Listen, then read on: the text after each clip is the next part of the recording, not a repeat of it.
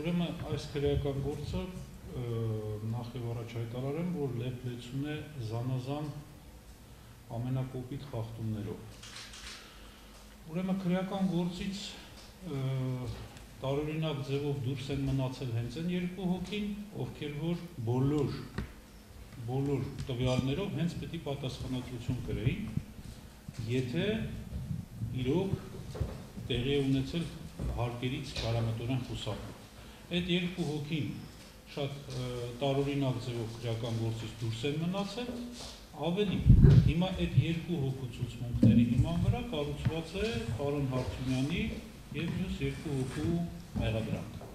Այսինքն այս երկու անձը իրենք քրեական պատասխանատվությունից խուսափելու համար քննիչների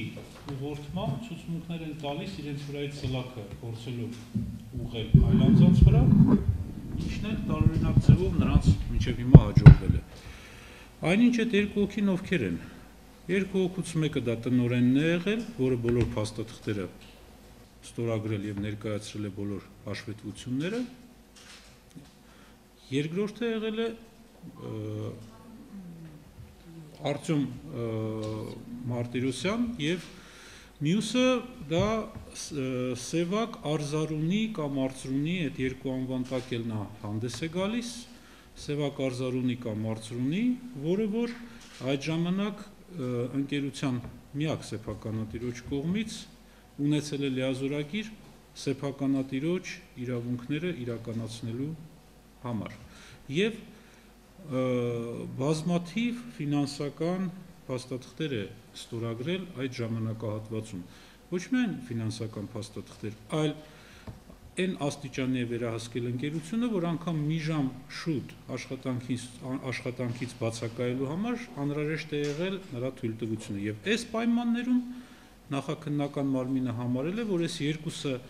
չեն գիտակցել հարկերից խուսափման մասին, իսկ հարկերից խուսափողը իրականում եղել է Նարեկ Հարությունյանը, որը մինչև 2010 թվականի սեպտեմբեր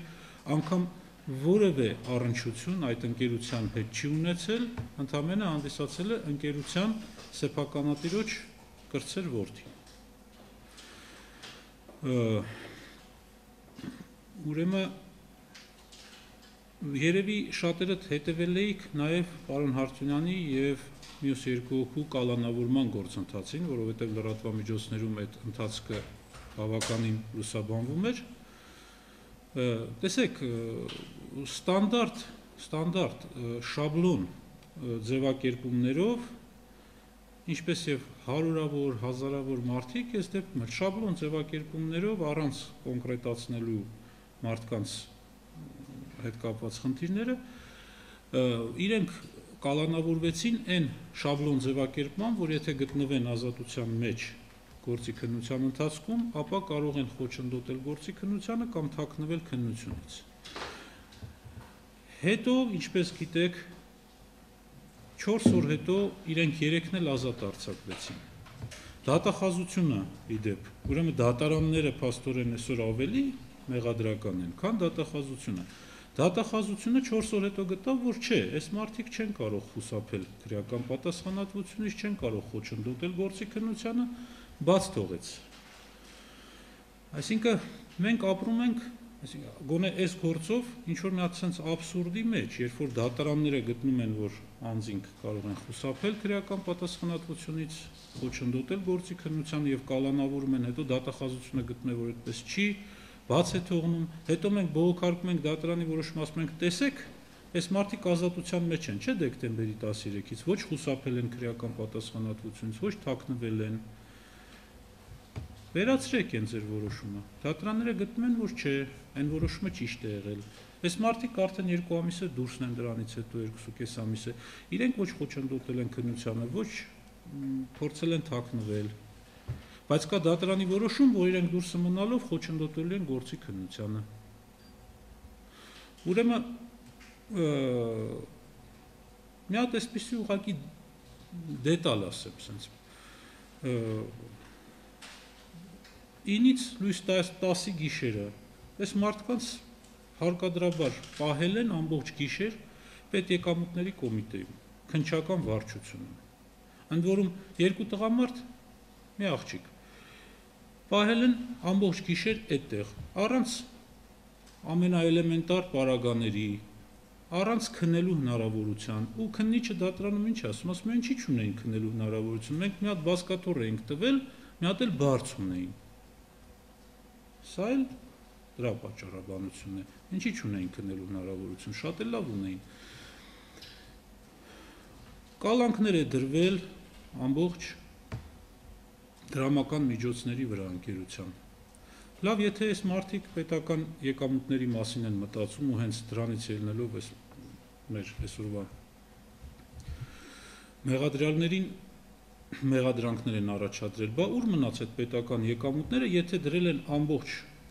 գույքի դրամական միջոցների վրա կալանք, եւ անգամ այս մարդիկ զրկված են այս ամբողջ ժամանակահատվածում հարկեր վճարելու հնարավորությունից։ Իրենք էլ ասում են լավ, թույլ տվեք գոնե ձեր հարկերը վճարենք, ընթացիկ։ Չէ, կալանքի վրա է, կալանքի տակ է ամբողջ գույքը, ընդ որում օրենքի կոպիտ խախտումներով։ Ոչ ոք իրավունք չունի ամբողջ գույքի եւ դրամական միջոցների վրա կալանք դնել։ Օրենքը ասում է, որ պիտի որոշակիացվի չափը, այսինքն պիտի լինի քաղաքացիական հայց քրեական դատավարությունում, գույքի հնարավոր բռնագրավում պիտի նախատեսվի որոշակի չափով, այդ չափը ապահովելու համար որոշակի չափով կարելի է դնել կալանք։ Ուրեմն դրել են ամբողջ դրամական միջոցները կալանքի տակ։ Ընկերության գործունեությունը հաստացի սառեցրել են եւ իրենք համարում են, որ դեռ իրենք են համարում, որ իրենք գործում են պետական բյուջեի, պետական նպատակների համար։ Դեռ իրենք են համարում, որ իրենք ուրեմն հարկերից խուսափելու դեմ են պայքարում այս եղանակով։ Չէ, սա հասարակ հաշվեհարդար է։ Հետո, գիտեք, գործը ուրեմն քրեական գործով կան ընթացակարգեր եւ կան դատավարական ժամկետներ, որոնք պարտավոր են բոլորը պահպանել։ Ուրեմն բոլոր դատավարական ժամկետների խախտմամբ, երբ որ օրենքը ուղիղ արգելում էր մինչև մեր միջնորդությունը